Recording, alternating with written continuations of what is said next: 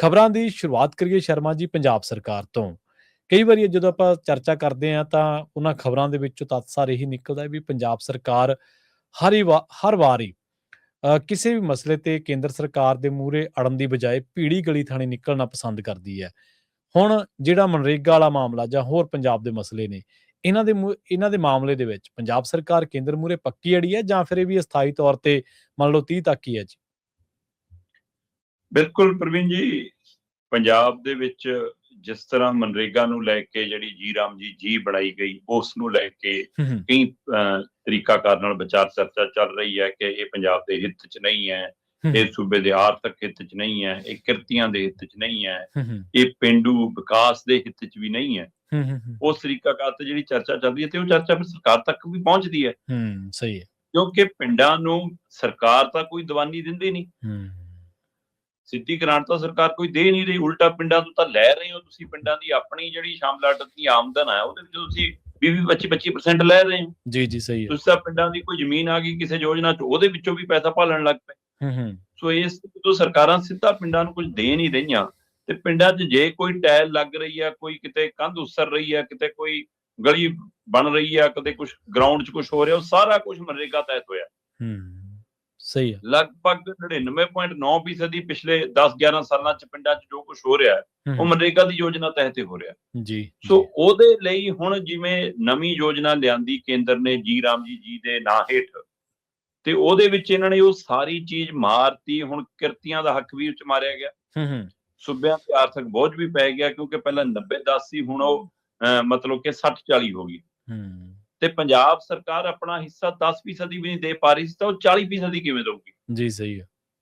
ਸੋ ਇਸ ਲਈ ਸਰਕਾਰ ਲਈ ਵੀ ਇਹ ਮੁਸ਼ਕਲ ਸੀ ਕਿ ਵੀ ਇਹ ਚੋਂ ਕਿਵੇਂ ਨਿਕਲਿਆ ਜਾਵੇ, ਤੇ ਜਿਹੋ ਜਿਹੀ ਸਾਡੀ ਸਰਕਾਰ ਹੈ ਉਹ ਸਿੱਧਾ ਵਿਰੋਧ ਕਰਨ ਤੋਂ ਬਚ ਰਹੀ ਸੀ।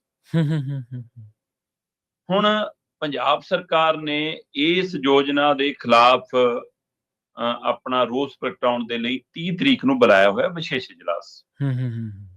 ਇਹ ਤੋਂ ਪਹਿਲਾਂ ਕਿ ਵਿਸ਼ੇਸ਼ ਇਜਲਾਸ ਹੁੰਦਾ, ਕੇਂਦਰ ਦਾ ਹੁਕਮ ਆ ਗਿਆ ਕਿ 26 ਤਰੀਕ ਤੱਕ, 26 ਦਸੰਬਰ ਤੱਕ ਪੰਜਾਬ ਸਣੇ ਦੇਸ਼ ਭਰ ਦੇ ਸੂਬਿਆਂ ਨੂੰ ਹਦਾਇਤਾਂ ਗਈਆਂ ਕਿ ਗ੍ਰਾਮ ਸਭਾਵਾਂ ਦੇ ਮਤੇ ਪਾ ਕੇ ਜੀ ਰਾਮ ਜੀ ਦੇ ਹੱਕ 'ਚ ਇਹਦਾ ਗੁਣਗਾਨ ਕਰਦਿਆਂ ਹੋਇਆਂ, ਇਹਨੂੰ ਸਹੀ ਦੱਸਦਿਆਂ ਹੋਇਆਂ ਮਤੇ ਪਾ ਕੇ ਸਾਨੂੰ ਭੇਜੋ। ਮਤਲਬ ਹਾਲਤ ਇਹ ਹੈ ਪ੍ਰਵੀਨ ਜੀ ਕਿ ਕਈ ਸੂਬੇ ਅਜਿਹੇ ਨੇ ਜਿਹੜੇ ਭਾਜਪਾ ਦੇ ਰਾਜ ਭਾਗ ਵਾਲੇ ਸੂਬੇ ਨੇ, ਉੱਥੇ ਵੀ ਮੰਤਰੀਆਂ ਸੰਤਰੀਆਂ 'ਚ ਵੀ ਇਸ ਗੱਲ ਦਾ ਰੋਸ ਹੈ ਕਿ ਸਾਡੇ ਸੂਬਿਆਂ ਦੇ ਪੱਲੇ ਹੁਣ ਕੁਛ ਪੈਣਾ ਨਹੀਂ। ਪਰ ਉਹ ਤਾਂ ਵੀ ਇੱਕ ਨਿਯਮ ਦੇ ਬੱਝੇ ਨੇ, ਕਿਉਂਕਿ ਜਦੋਂ ਕਿ ਨਿਯਮ ਤਾਂ ਇਹ ਹੈ ਕਿ ਤੁਸੀਂ ਲੋਕਾਂ ਦੇ ਚੁਣੇ ਹੋ, ਨਾ ਕਿ ਕਿਸੇ ਪਾਰਟੀ ਦੇ ਨਾਲ ਹੋਣ। ਪਰ ਤੁਸੀਂ ਪਾਰਟੀ ਦੇ ਖਿਲਾਫ ਜਾਣ ਦੀ ਬਜਾਏ ਲੋਕਾਂ ਦੇ ਖਿਲਾਫ ਜਾਣਾ ਮਨਜ਼ੂਰ ਕਰਦੇ, ਤੇ ਉਹਨਾਂ ਸੂਬਿਆਂ 'ਚ ਮਤੇ ਪੈ ਗਏ, ਭਾਈਵਾਲਾਂ ਦੇ ਸੂਬਿਆਂ 'ਚ ਵੀ ਮਤੇ ਪੈ ਗਏ। ਸੋ ਪੰਜਾਬ ਦੇ ਵਿੱਚ ਵੀ ਇੱਕ ਖਦਸ਼ਾ ਸੀ ਕਿ ਸੂਬਾ ਸਰਕਾਰ ਸਰਪੰਚਾਂ ਪੰਚਾਂ ਆਪਣੇ ਅਧਿਕਾਰੀਆਂ ਵੀਡੀਓ ਨੂੰ ਕਹਿ ਕੂ ਕੇ, ਐਸਡੀਐਮ ਨੂੰ ਕਹਿ ਕੇ, ਡੀਸੀਆਂ ਨੂੰ ਕਹਿ ਕੇ ਜਬਰੀ ਮਤੇ ਪਾਉਗੀ। ਪਰ ਪੰਜਾਬ ਸਰਕਾਰ ਨੇ ਇੱਕ ਸਹੀ ਫੈਸਲਾ ਕੀਤਾ ਜੀ। ਪੰਜਾਬ ਸਰਕਾਰ ਦੇ ਪੇਂਡੂ ਵਿਕਾਸ ਤੇ ਪੰਚਾਇਤ ਮੰਤਰੀ ਨੇ ਤਰਨਪ੍ਰੀਤ ਸਿੰਘ ਸੌਂਦ, ਉਹਨਾਂ ਨੇ ਸਪਸ਼ਟ ਐਲਾਨ ਕੀਤਾ, ਔਰ ਇਹ ਐਲਾਨ ਉਹਨਾਂ ਨੇ 25 ਤਰੀਕ ਨੂੰ ਕੀਤਾ ਕਿ ਜੀ ਪੰਜਾਬ ਦੇ ਕਿਸੇ ਪਿੰਡ ਦੇ ਵਿੱਚ ਗ੍ਰਾਮ ਸਭਾ ਦਾ ਜੀ ਰਾਮ ਜੀ ਦੇ ਹੱਕ 'ਚ ਮਤਾ ਨਹੀਂ ਪਊਗਾ। ਠੀਕ ਹੈ। ਜਿਸ ਦਿਨ ਚਿੱਠੀ ਆਈ, ਉਹ ਚਿੱਠੀ ਦਿਨ ਸੀ ਪਿਛਲਾ ਐਤਵਾਰ। ਅੱਜ ਸਾਡੇ ਹਿਸਾਬ ਨਾਲ ਹਫ਼ਤਾ ਹੋ ਗਿਆ ਪੂਰਾ, ਸ਼ਨੀਵਾਰ ਹੈ ਸਾਡਾ। ਸੋ ਉਸ ਅੰਦਾਜ਼ੇ ਦੇ ਹਿਸਾਬ ਨਾਲ ਇਹਨਾਂ ਨੂੰ ਸੋਮਵਾਰ ਮੰਗਲਵਾਰ ਰਿਐਕਟ ਕਰਨਾ ਚਾਹੀਦਾ ਸੀ ਜੀ, ਪਰ ਇਹਨਾਂ ਨੇ ਜਾ ਕੇ ਵੀਰਵਾਰ ਰਿਐਕਟ ਕੀਤਾ। ਚਲੋ ਦੇਰ ਆਏ ਪਰ ਦਰੁਸਤ ਆਏ। ਹੁਣ ਇਹ ਦਰੁਸਤਗੀ ਕਿਸ ਦਿਨ ਤੱਕ ਰਹਿੰਦੀ ਹੈ, 30 ਤਰੀਕ ਤੱਕ ਜਾਂ ਪਰਮਾਨੈਂਟ? ਸਵਾਲ ਇਹ ਵੀ ਹੈ। ਸਹੀ ਗੱਲ, ਬਿਲਕੁਲ। ਕਿਉਂਕਿ ਮੰਨਿਆ ਇਹ ਜਾ ਰਿਹਾ ਕਿ ਪਿੰਡਾਂ ਦੀਆਂ ਗ੍ਰਾਮ ਸਭਾਵਾਂ ਨੂੰ, ਪਿੰਡਾਂ ਦੀ ਪੰਚਾਇਤਾਂ ਨੂੰ, ਪਿੰਡਾਂ ਦੇ ਪੰਚਾਂ ਸਰਪੰਚਾਂ ਨੂੰ ਇਹ ਸੁਨੇਹਾ ਲਾਇਆ ਕਿ ਤੁਸੀਂ ਫਿਲਹਾਲ ਗ੍ਰਾਮ ਸਭਾ ਨਹੀਂ ਬੁਲਾਉਣੀ। ਠੀਕ ਹੈ। ਤੁਸੀਂ ਜੀ ਰਾਮ ਜੀ ਦੇ ਹੱਕ 'ਚ ਮਤਾ ਨਹੀਂ ਪਾਉਣਾ। ਅਸੀਂ ਸੈਸ਼ਨ ਬੁਲਾਇਆ, ਸੈਸ਼ਨ ਤੋਂ ਬਾਅਦ ਦੇਖਾਂਗੇ ਕੀ ਕਰਨਾ ਜੀ। ਮੌਜਵਾਨੀ ਇਹ ਸੁਨੇਹਾ ਲੱਗਣ ਦਾ ਮਤਲਬ ਕਿ ਤੁਸੀਂ ਫਿਲਹਾਲ ਇਹ ਦਿਖਾਉਣਾ ਚਾਹੁੰਦੇ ਹੋ ਕਿ ਜੀ ਪਿੰਡ ਤਾਂ ਨਹੀਂ ਤਿਆਰ, ਤੇ ਜੀ ਅਸੀਂ ਵੀ ਤਿਆਰ ਨਹੀਂ, ਅਸੀਂ ਤਾਂ ਜੀ ਮਤਾ ਪਾ ਰਹੇ ਹਾਂ, ਮਤਲਬ ਕਿ ਅਸੀਂ ਤਾਂ ਇਹਦਾ ਵਿਰੋਧ ਕਰਾਂਗੇ। ਠੀਕ ਹੈ, ਤੁਹਾਡਾ ਇਹਨੂੰ ਨਾ ਮਨਜ਼ੂਰੀ ਵਾਲਾ ਮਤਾ ਉਹ ਤਾਂ ਰਾਜਪਾਲ ਦੀ ਟੋਕਰੀ ਜਾ ਕੇ ਡਿੱਗ ਜਾਣਾ, ਉਦੋਂ ਕੋਈ ਅਰਥ ਹੀ ਨਹੀਂ ਰਹਿਣਾ। ਸਹੀ ਗੱਲ। ਫਿਰ ਉਹ ਤੋਂ ਬਾਅਦ ਪਿੰਡ ਕੀ ਕਰਨਗੇ? ਸਵਾਲ ਇਹ ਹੈ, ਜੇ ਇਹ ਤਰੀਕਾਕਾਰ ਦੇ ਹਵਾਲੇ ਨਾਲ ਦੇਖਣਾ ਹੋਵੇ ਤਾਂ ਲੱਗਦਾ ਹੈ ਕਿ ਪੰਜਾਬ ਸਰਕਾਰ ਕੇਂਦਰ ਮੂਹਰੇ ਅੜੀ ਆ।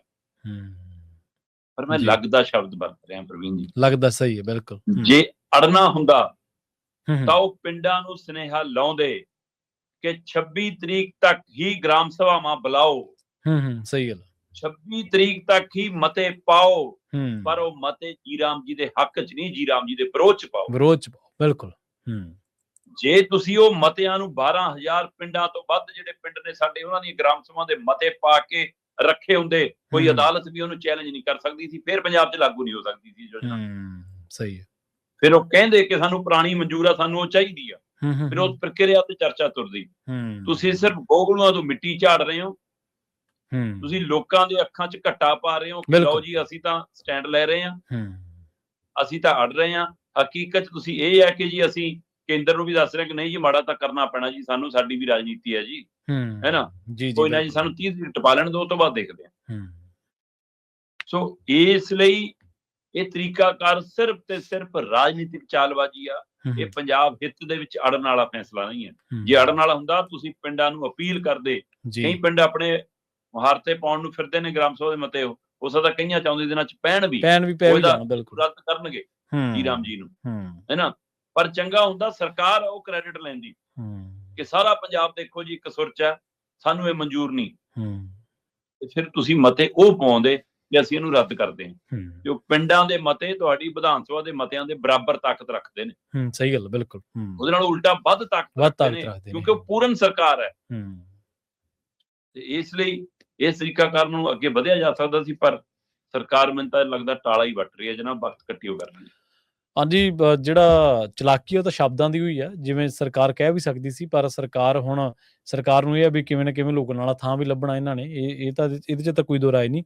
ਗ੍ਰਾਮ ਸਭਾਵਾਂ ਨੂੰ ਤਾਂ ਨਹੀਂ ਕਹਿੰਦੇ ਵੀ ਕੱਲ ਨੂੰ ਜੇ ਅੱਜ ਅਸੀਂ ਜਾਗਰੂਕ ਕਰਤੀਆਂ ਕੱਲ ਨੂੰ ਸਾਡੇ ਮਾਮਲੇ 'ਚ ਨਾ ਕੋਈ ਮਤਾ ਕਰ ਲਿਆ ਦੇਣ। ਫਿਰ ਇਹ ਥੋੜ੍ਹਾ ਪੋਲੀਟੀਕਲ ਅਵੇਅਰਨੈਸ ਤੋਂ ਵੀ ਡਰਦੀਆਂ ਨੇ ਨਾ ਸਰਕਾਰਾਂ ਜੀ।